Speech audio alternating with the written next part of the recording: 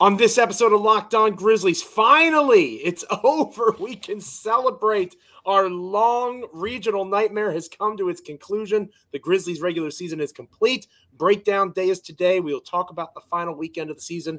Damichael Cole's presence there at Breakdown Day, meeting with players, end of season media availability, and my wonderful partner had some breaking news on Sunday that we'll get to talk about with Scotty Pippen Jr. and Trey Jemison. All that and more on this episode of Locked On Grizzlies. Let's lock in.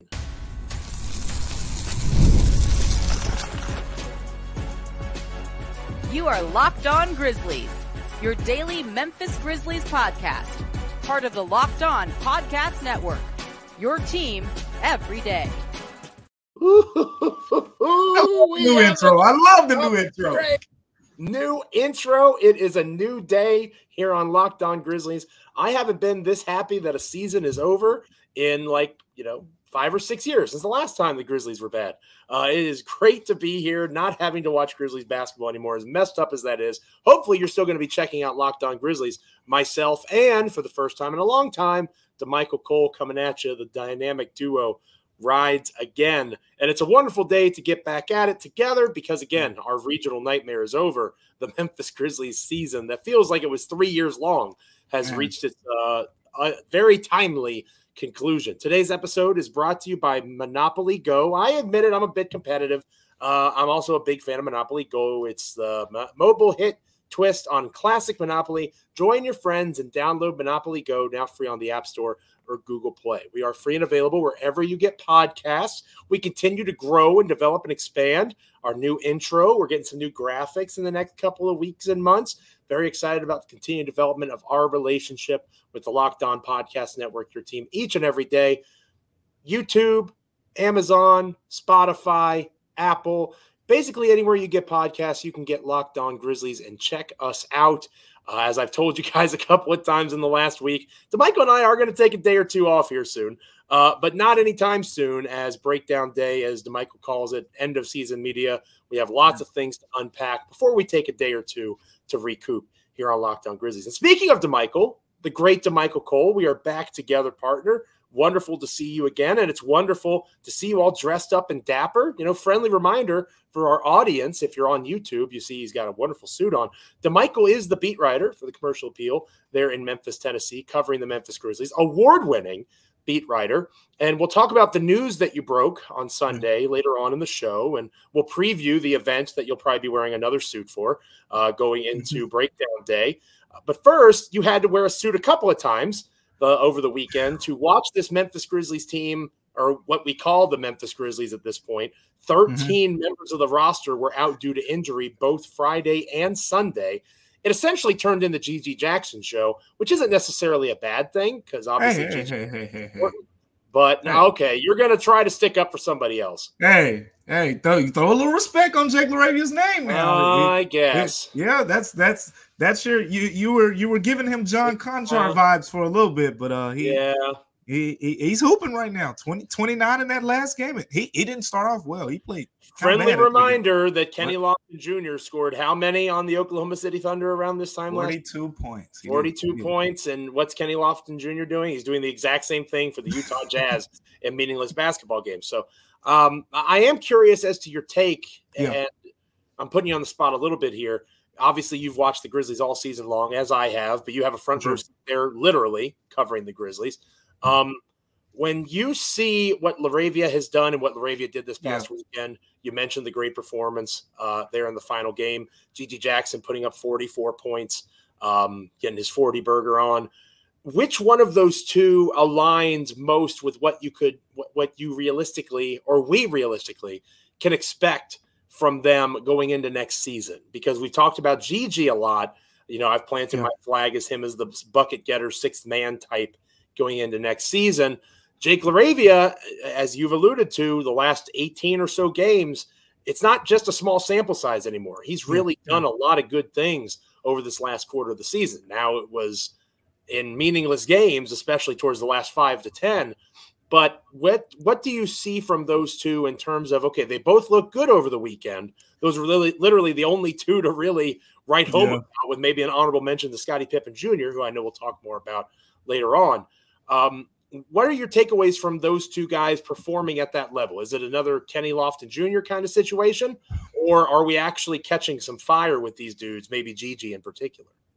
Yeah, well, I'll start with Gigi. That's the easy one, and LaRavia will get to him on the back end because with Gigi Jackson, it's simple. It's all of this right now is a tease, in my opinion, of what's to come. From him. He's a 19-year-old player. He scored 44 points in this most recent loss, the most ever by a rookie in Grizzlies franchise history.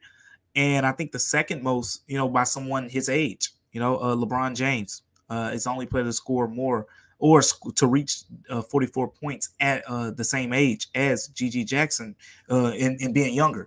So, I mean, it's historical stuff that we just saw from him. But at the same time, he even said it himself. He said when he got 44, some of it was forced.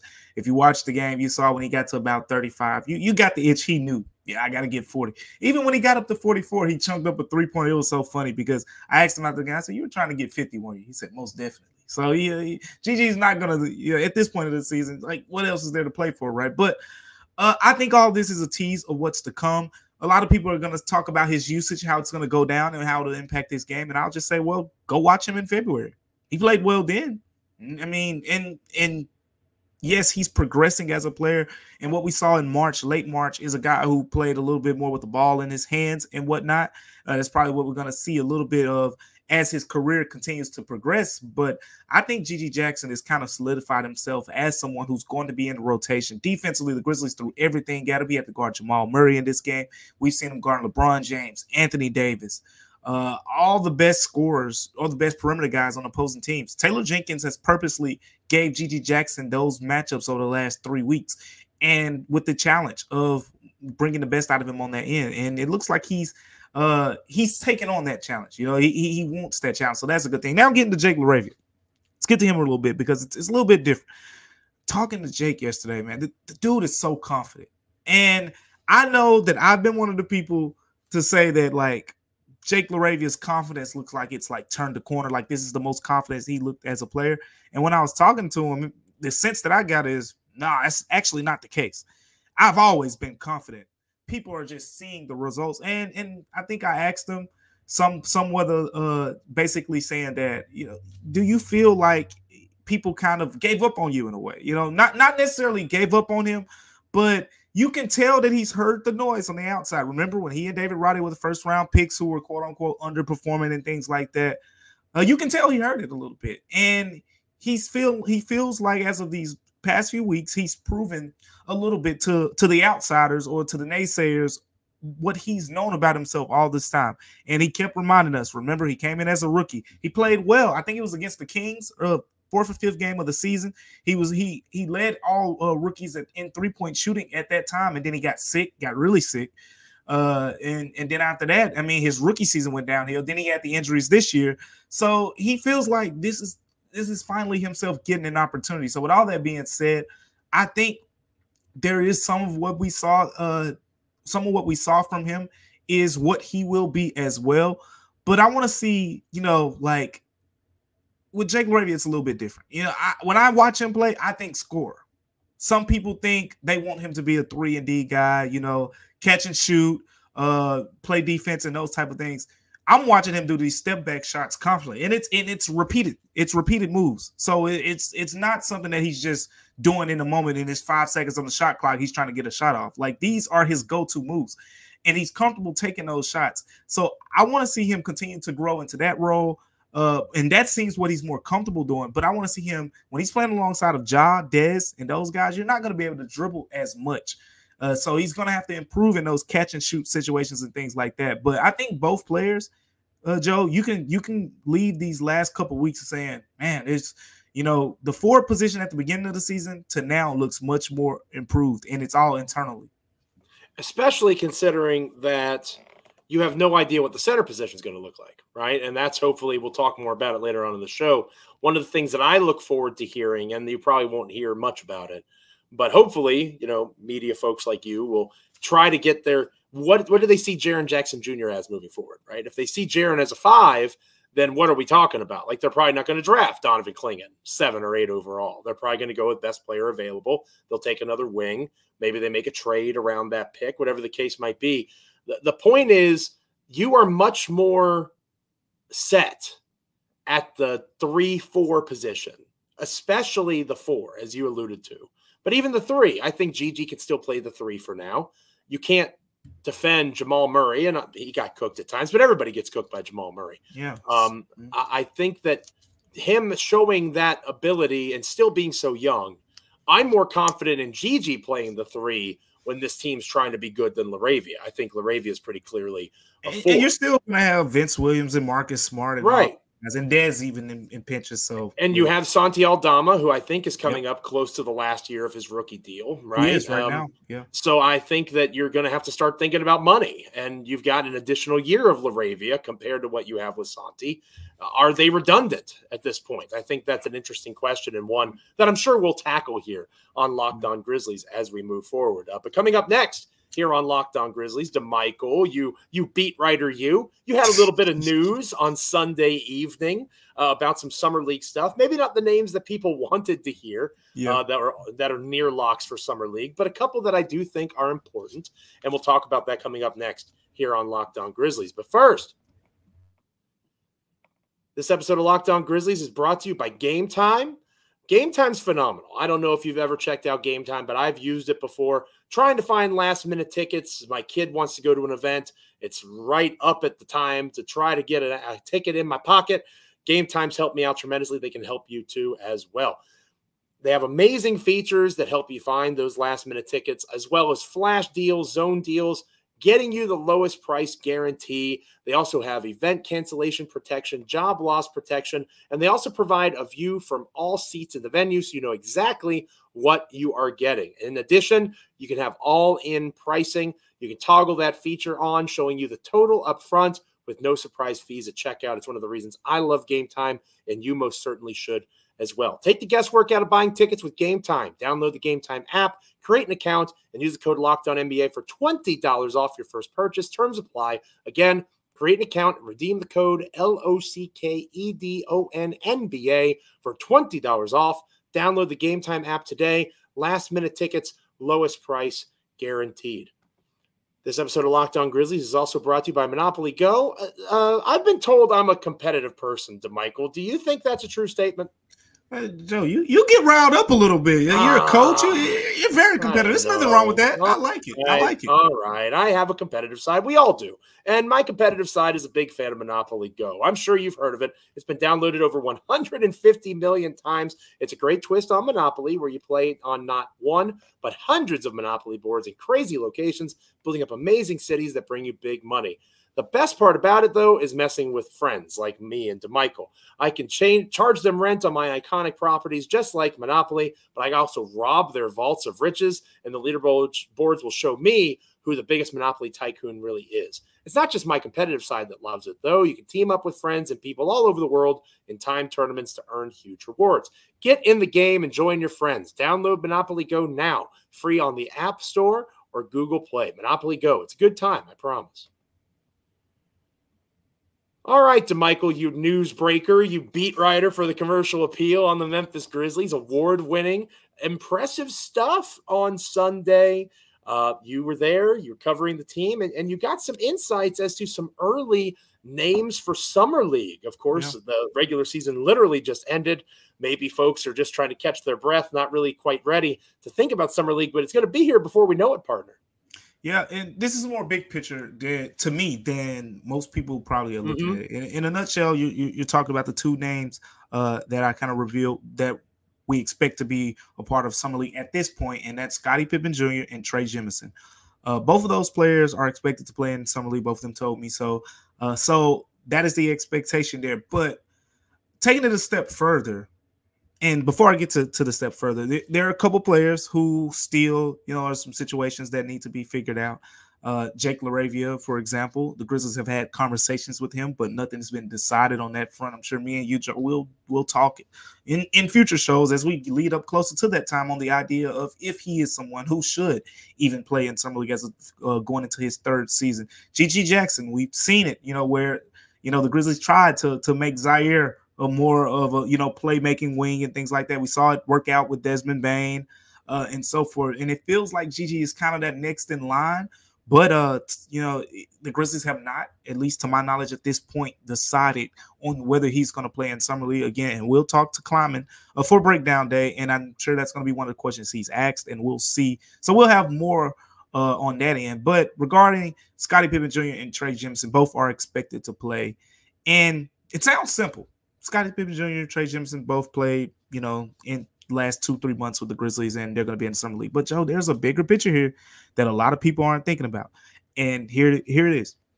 Not only are they both playing in Summer League, we've talked about the fact that both of these guys have multi-year two-way contract status, right? Their two-way contracts do not end at the end of the season. I don't know if that's the same case with Jordan Goodwin, but I'm at this point, I don't really expect Jordan Goodwin to be in Summer League with the Grizzlies. So when we talk about Scotty Pippen and Trey Jemison, they're expected to be on the team next season and to be in Summer League with the Grizzlies. The Grizzlies have 2 second-round picks. Does this kind of lead us into thinking what the Grizzlies will do with those 2 second-round picks? Because in a nutshell, again, let's say the Grizzlies were to use both of those picks, which we both know is probably not going to happen. But if it does happen, where are you going to put these guys? Because Trey Jemison and Scotty Pippen Jr. are going into Summer League with the Grizzlies, barring some changes. That's why I said, they're expected to play in Summer League. Because as of right now, both have been told, both are expecting to play. But if we get to the draft and the Grizzlies use both of those second-round picks, there are going to be some things, there's going to be some roster movements that need to be made. But as of right now, the fact that Scotty Pippen Jr. and Trey Jemison are both expected to play in the Summer League, which leaves the Grizzlies one current two-way contract, which means probably one spot for a second-round pick to take up that two-way contract. I think there's a lot that we can kind of take away from the fact that both of those guys are expected to be in the Summer League. But nonetheless, terrific opportunity for both players. I think Scotty Pippen Jr. could be one of the best players in Summer League, period, from a production standpoint, if he goes down there and play the way he's been playing. I agree. My bold prediction already is if he plays the way he did against the Lakers, right? I saw your report on that game. He had a chip on his shoulder, that sort of thing. He was very well aware that was the team that cut him loose. If he plays with that chip on his shoulder in Summer League, he'll be all Summer League. That player is a dude. That guy is a guy who, when the time comes, I think becomes a roster player for the Memphis Grizzlies. But you made the point a moment ago, and I see this conversation on X and elsewhere. You got to make Scotty Pippen Jr. a full-time roster player. You got to move it. You actually don't, right? Yeah, there's no rush. Even if Derrick Rose is like, you know what, I'm going to take one more year and take this $3 million or whatever it is, and I'm just going to ride off into the sunset. I'll essentially be a player coach for $3 million. If that's what happens, that's cool. You got Scotty Pippen Jr., who is still on that two-way deal, and then Rose's deal expires. Pippen Jr. can slide right into that slot in terms of the roster. So they don't have to rush into that. I think you're exactly right that it kind of shows their hand a little bit. They probably, nothing's a lock, right? All sorts of things can change. They probably see Jemison and Pippen Jr. as two guys they're going to keep around.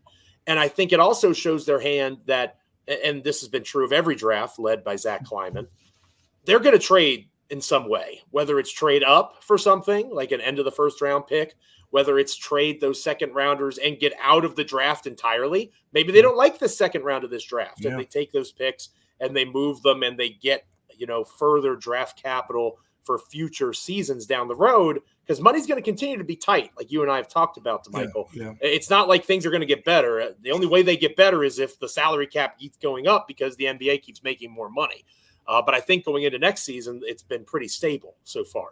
So there's not going to be any major jumps anytime soon, at least not this coming season.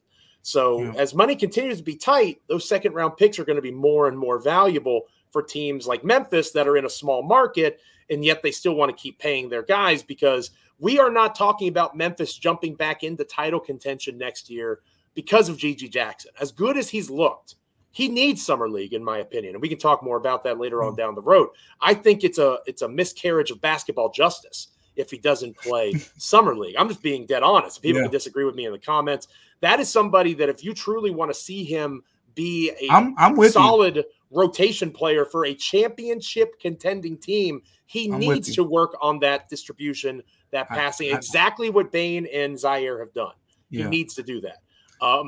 But I think that it's more so about Pippen Jr. Jemison figure into at least next season's plans. Yeah. And they want to continue to get those guys reps within the system. Yeah, I tell you what, real quick, Joe, I just want your opinion on this. If G.G. Jackson and Scotty Pippen Jr. and Trey Jemison are all on the G League team, is that the best? I mean, not the G League team, the Summer League team. They should go into to Vegas as the favorites, right? I mean, plus whoever they take in the lottery. Plus right? whoever they take in the lottery. I have planted my flag for Donovan Clingan, but I feel like people think I'm going to be mad if they don't take Clingan. The Grizzlies have set themselves up in a way that you could argue for just about anybody. Now, I would pick Clingan, but I don't think taking a wing would be a mistake. I don't think taking. Imagine if you put Stephon Castle. Absolutely. Like Markelle Fultz, basically. Like imagine putting Markelle Fultz, healthy Markelle Fultz, on this team. Like I don't think there's necessarily a wrong answer. So there's just what I would do and what other people might want to do.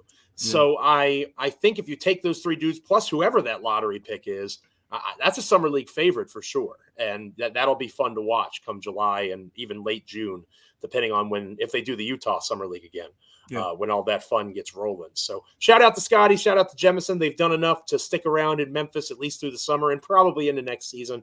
Those are two guys that are going to be fun to watch as the offseason and Summer League unfolds. And hopefully Gigi joins them. LaRavia, I'm not as concerned about. We can talk more about that another time. But coming up next here on Locked On Grizzlies, Damichael and I are going to preview Breakdown Day. Damichael, of course, will be there in person for the commercial appeal, but I'd like to say he'll also be there on behalf of Locked On Grizzlies.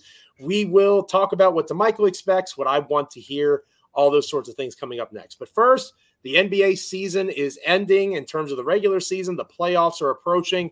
It's that time of year. It's also NFL draft time. And Locked On's NFL mock draft will go live on April 17th, 7 p.m. Eastern time, streaming on the Locked On Sports Today 24/7 streaming channel on YouTube or the free Amazon Fire TV channels app. Find the Ultimate 6-episode series on April 17th. Hear who the local Locked On experts are picking for every NFL franchise. Live reactions from local college football experts, even the fantasy football angle. Locked On NFL Mock Draft, April 17th, 7 p.m. Eastern Time, streaming live on Locked On Sports Today 24/7 streaming channel on YouTube or the free Amazon Fire TV channels app. That is going to be a lot of fun. This episode of Locked On Grizzlies is brought to you by Prize Picks. Big fan of Prize Picks.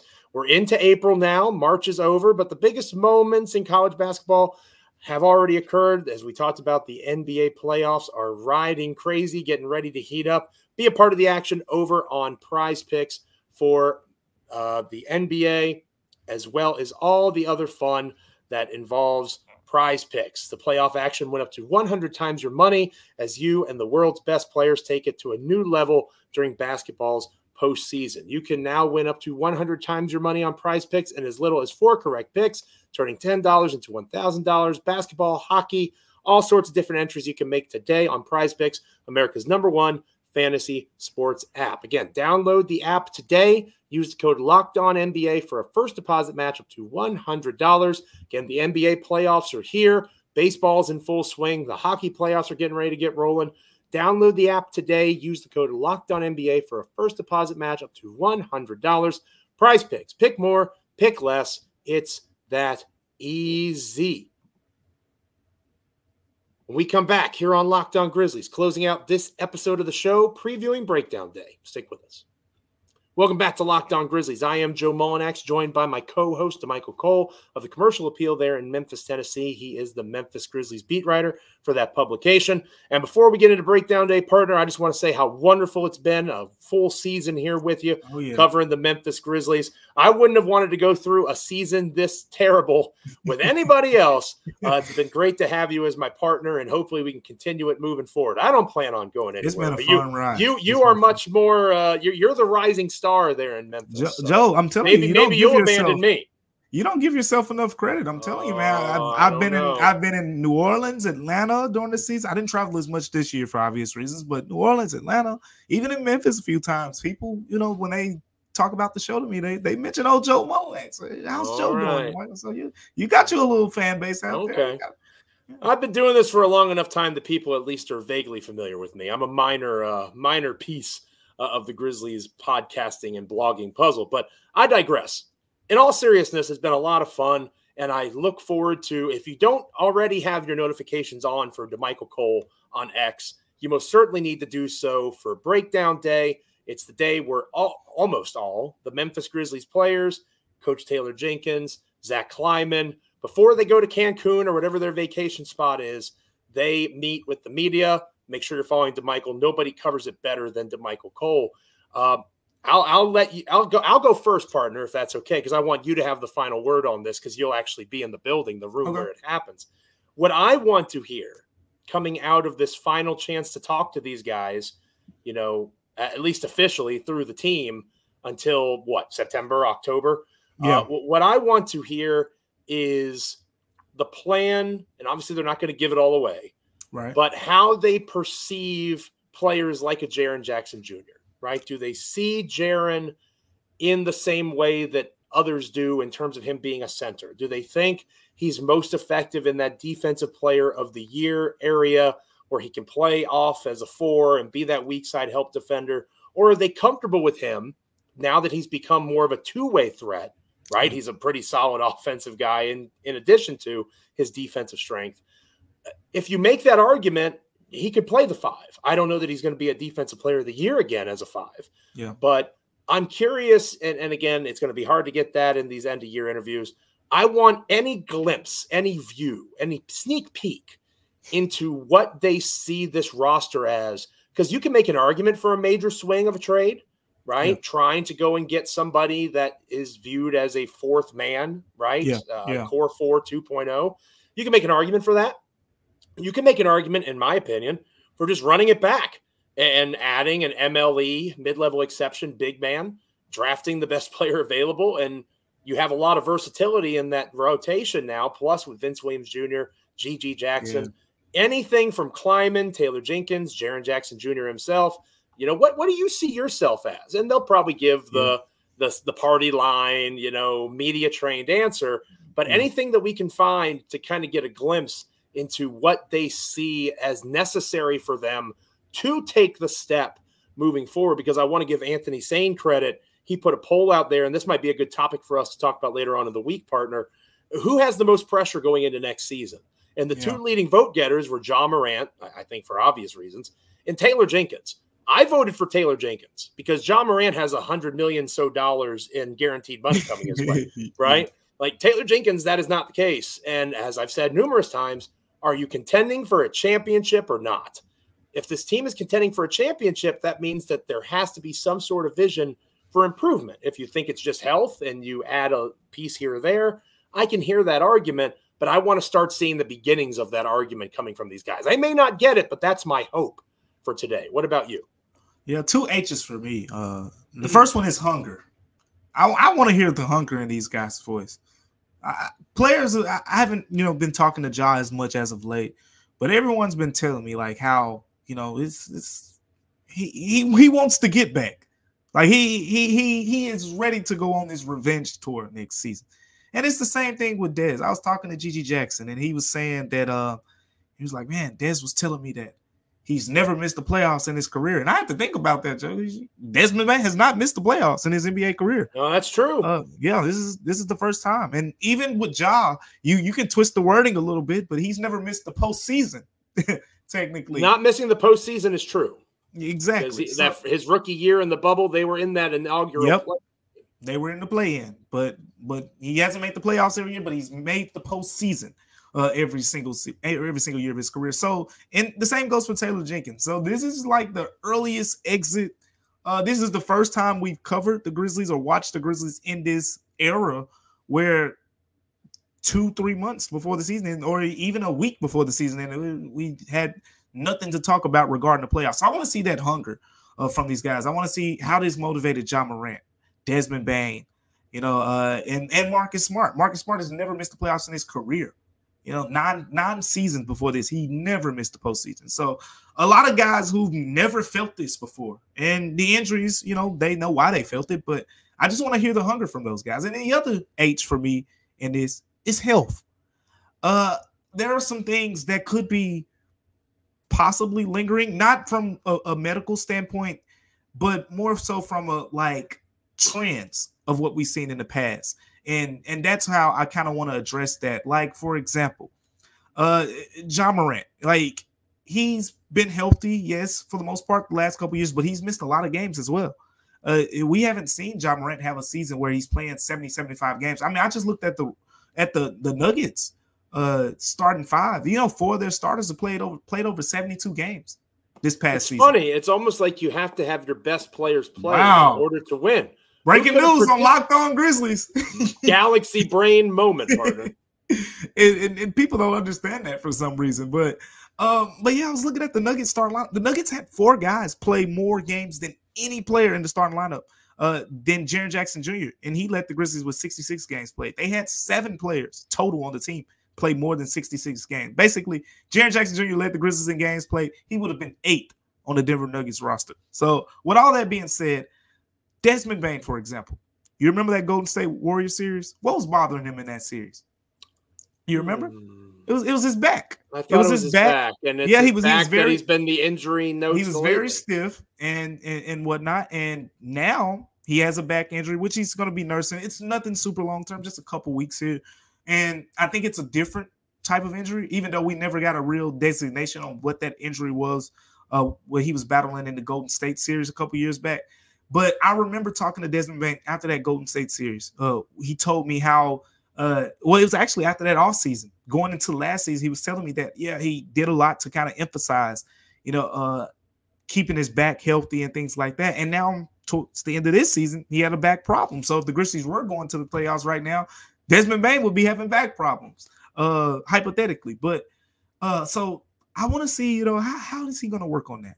What steps is he going to take? Because back injuries are nothing to play with, and he's had a couple at this point, and you just don't want him to linger on anything, beyond that. Ja Morant, I already know the answers, pretty much from his health perspective. He told me even when he first got back, he said that, he wasn't going to do as much of the, dunking over guys and things like that. He was just going to lay the ball in, basically protecting his body more. We just didn't get to see it play out because he only played 9 games. So health and hunger stand out to me. I want to see the hunger from the mental standpoint, and then physically, I want to see these guys really show and break down day, like what they're going to do next season to keep their bodies healthy. Marcus Smart, too, because you remember we talked about it on the show when he first came here. We talked about our concerns with Marcus Smart. What did we talk about? We talked about how a lot of people in Boston was telling us, oh, he'll dive on the floor, he'll do this, he'll do that, and it's cool, and it's all, and it pumps you up. But that's how he gets it takes a lot of wear and tear on his body. Yeah, and we saw that. Right. We saw that kind of play out this season, whether it was in the preseason. Remember, he had the abdominal injury, and that came from a practice incident. And I think the last injury was his hand and whatnot, but we really don't know how that happened. But you want to see those guys. I guess the right way of putting it is just being smart and strategic about taking care of their bodies. And I want to hear them talk about the steps that they're going to take to do that. Marcus Smart at this point, aside from Derrick Rose, he's one of the oldest players on the roster, right? So I think it might be time for him to kind of reevaluate the stage of his career in terms of that effort that he gives and how his body responds to it. I think that's a fair point because it's possible, right? LeBron James is literally rewriting the history books. And he's probably one of one. He's an anomaly. You can't. Yeah. But my point is, with the way that medicine has improved, look at Brandon Clark, right? Like all my concerns about the Achilles injury, Brandon Clark looks totally fine. It's exciting that a lot of these guys are going to be, there are no Steven Adams injuries, right? Where there's going to be a long offseason. Brandon Clark is another example. This time last year, we knew that Brandon Clark wasn't going to play for a long time. We don't really have that this year. So hopefully they're all able to have a chance to kind of grow their games, get mentally, physically prepared for a pretty significant season. You're going to have 3 guys with Desmond Bane's contract kicking in, all on a long-term contract that is 9 figures, right? So it's time to start winning, right? That's the reality. And Taylor Jenkins is going to feel that pressure, but to be honest with you, the players are going to feel it too. And, there's going to be expectations of this team, maybe not nationally, but locally, there's going to be expectations for them to bounce back, to be sure. And I hope that we'll hear that hunger, we'll hear that health, and we'll hear my, inklings of what direction they're going to go in breakdown day. Let us know what you want to hear in the comments. Hit us up. Let us know what you're hoping to see and hear from the Grizzlies on this breakdown day. Tomorrow, Locked On Grizzlies, we're back for a Tuesday edition. We will review breakdown day, partner. That's one of the good things about when breakdown day happens. You've got a few days of content. Absolutely. So we'll have plenty to talk about, plenty to discuss. Maybe we'll focus on Jenkins and Kleiman and Ja on the Tuesday episode, and then maybe we'll go with the rest of breakdown day for Wednesday. But however we do it, we got a couple of days here. We're going to have hopefully there's lots of good things to discuss after a down season like this. Yeah, and we're going to get Taylor Jenkins and Zach Kleiman, of course, and John Morant, as you just alluded to. But for the most part, it's going to be all the I guess you could say the big dogs speaking. Mm-hmm. We should get all the players who've been injured, a lot as of late. The other guys won't, like the guys who've played as games lately, like Scotty Pippen Jr., for example. He won't be available on breakdown day. We're going to get Gigi Jackson, of course, because he's got his own following now. He's a rookie that's probably going to make the all-rookie team. So looking forward to it. And, of course, like Joe said, we're going to break out pretty much every single thing from it over the next few days. Make sure you're sticking with us here on Locked On Grizzlies. Make sure you're checking out Locked On Sports Today, 24/7 streaming channel on YouTube, also over on Amazon Fire TV and the free Channels app. Make sure you're liking, commenting, rating, reviewing, subscribing wherever you get your podcasts, YouTube, Apple, Spotify, Amazon, literally anywhere you get a podcast, you can check out Locked On Grizzlies. Hopefully you're an everydayer at this point, checking out each and every time an episode drops. But if today was your first time coming by, hopefully you come back by tomorrow. For Damichael, I am Joe. Stay locked in. Thank you so much for being with us all season long. The grind continues. We're not going anywhere. It's Locked On Grizzlies. We'll catch you tomorrow.